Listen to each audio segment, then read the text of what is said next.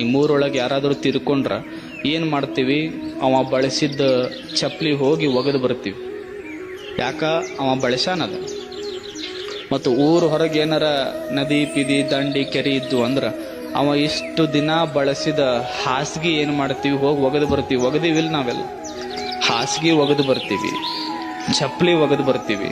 ಮತ್ತು ಒಂದಿಷ್ಟು ಏನಾದರೂ ಬಟ್ಟೆಗಳನ್ನು ಬಳಸಿದ್ದ ಅಂದ್ರೆ ಆ ಬಟ್ಟೆಗಳನ್ನು ತಗೊಂಡು ಹೋಗಿ ಒಗೆದು ಬರ್ತೀವಿ.